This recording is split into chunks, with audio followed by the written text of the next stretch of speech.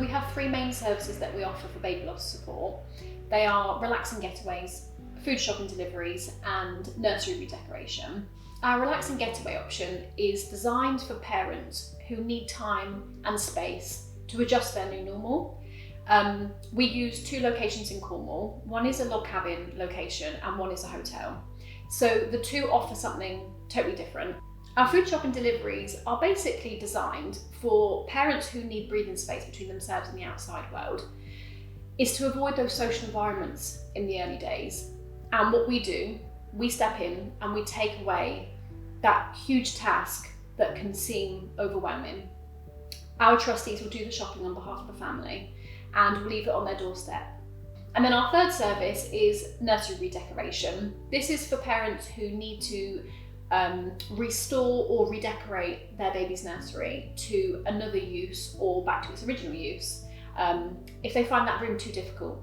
And then we offer pregnancy after loss support as well. So this is more recent. In 2019, my husband and I had our rainbow child called Story. And during our experience of pregnancy after loss, we designed this service.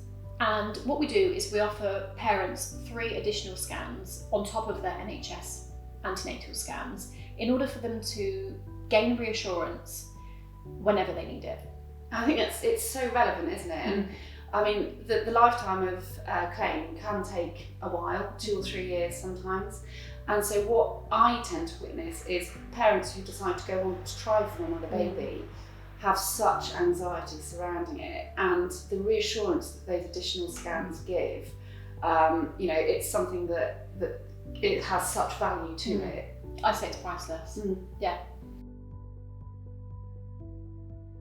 So when a family is referred to Luna's Fund and they're researching whether there is or there is not a case for medical negligence, at what point would I refer them on to you?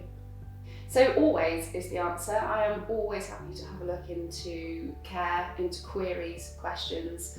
Whether they've got a medical negligence claim is different from whether they're unhappy with their care, because the legal test is quite hard to overcome. For a medical negligence claim, what we need to establish is that that doctor owed that person, so mum, a duty of care. It's really easy because they're a patient and you've got a doctor, it might be a midwife, an obstetrician, a neonatologist, but they still owe mum and baby that duty of care. What we then need to show is whether the care's fallen below an acceptable level. So that's not why didn't I get the very best treatment, why did I not get gold standard treatment, it's did it fall below an acceptable level of care. And that's what I need to consider when you send a case to me, and understanding the medicine, whether I can make that call in the early stages or whether we need to get expert evidence to answer that question. What we also need to show is what's called causation. So that's if that standard of care is poor and below an acceptable level, did it result in either that baby's death or that baby's injury or that injury to mum? You have to prove all of that in order to win a medical negligence claim. Yeah.